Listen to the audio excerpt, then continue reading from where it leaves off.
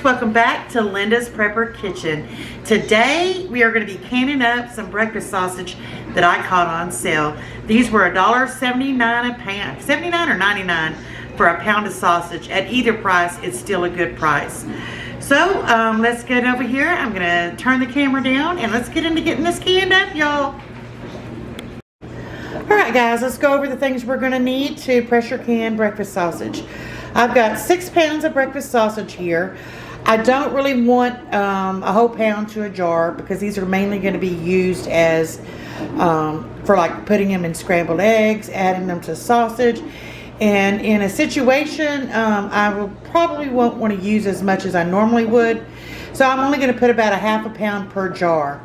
I don't have the half pints, otherwise that's what I would be using. But you're going to need your sausage.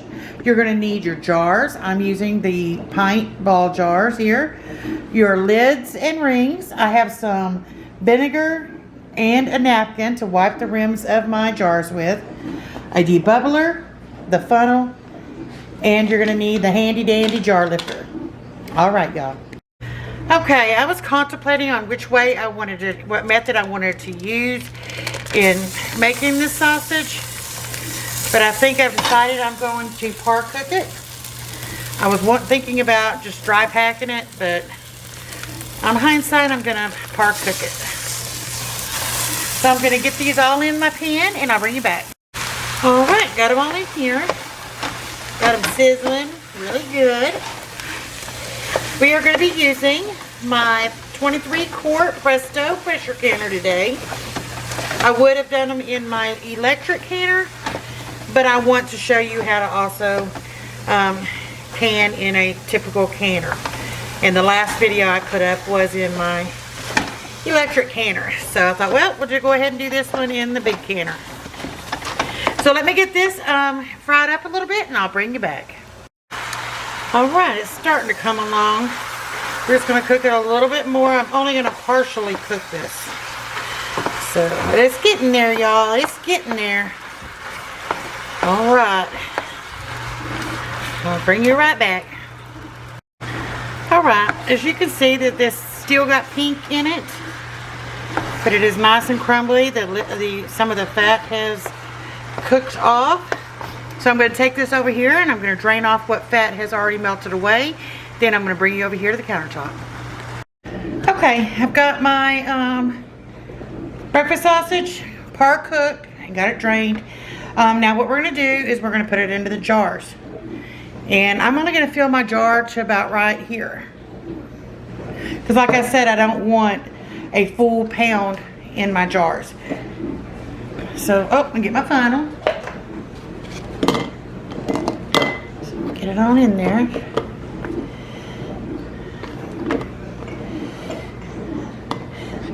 Now it's loosely in there.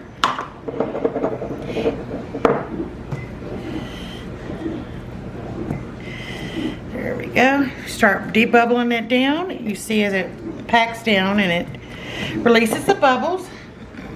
So that's about how I want my jars. Do one more for you. Then I'm going to get these all loaded up and bring you back. It's just so easy. There's nothing. Canning can be so intimidating. It was for me. So it took me a long time after I got my canner before I actually canned. But once you do it, you'll be hooked. And you'll realize it's really not that hard. Alright, so let me pack this on down in there. Good.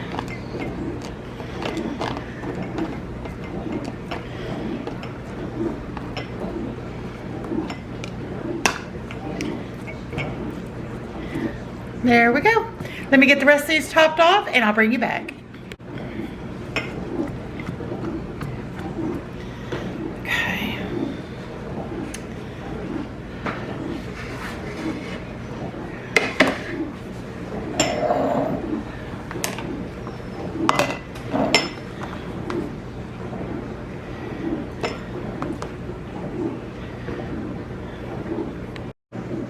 All right, y'all. Now that I got them all in my jars, we are going to wipe the rims with vinegar to get any particles off the top of the jars. You don't want any oil, any of the minutest bit of anything on the rims of these jars, or they will not seal. I only got, see, we got 2, 4, 6, 8. I only got 9 out of this. I didn't have enough for a complete other jar, so I went back and just added to some of the ones that I had. So some are a little bit fuller than others. So now let's just get our rings on it. And you want it fingertip tight, y'all. Let me show you. Let's put our ring on and just fingertip tight, because you want air to be able to escape. If there's any air in these jars, they need to be able to get out. And if you over tighten it, it prevents that. So let me get the lids on all these and then we'll put them in the canner. All right, as you can see, I have my water to what my canner calls for in the bottom, and I've also put a splash of vinegar down in to keep the jars from clouding up. It is on and warming up because I am putting warm jars into a warm canner. So let's get them in. We're going to tuck them on down in here. I'll bring you back when I got them all in there. One more thing I want to mention. You want to never ever put your jars directly on the bottom of your canner. You need to have some type of rack on the bottom for them to lay on. Alright, so I only had one jar left over, so it's going on top. Let's get the lid on. Okay guys, as you can see, do you see that arrow right there? Well, there's also an arrow on the lid of my canner. You see it? This is the Presto 23 quart canner. This is how you put your lid on. You match up the arrows, then you just give it a turn, and that's going to lock it into place. All right, y'all, I've got it on. I've got my turn it on up there to high. Get it up, cooking and a bubbling. When I get a steady stream of heat coming out of here, I'm going to bring you back. Okay guys, you see I have a steady stream of heat coming out. It's not pitter and pattern, it's steady stream. So now you want to set a 10-minute timer. I'll bring you back in 10 minutes. Alright, for y'all that are new at canning, and this may be your first time, so I felt like I needed to let you know. As you see, I am approaching my 10 pounds of pressure, almost there. Do not start your timer until you have it at 10 pounds of pressure. Then you need to maintain the 10 pounds of pressure. Alright, so here in just a second, I'm going to start my 75-minute timer. I'll bring you back when the timer's up. Alright guys, so it's been steadily steaming for 10 minutes now. The reason for the vent is we want to make sure we let all the air escape out of the canner. So now that it's fitted for 10 minutes, now's the time to put your weight on.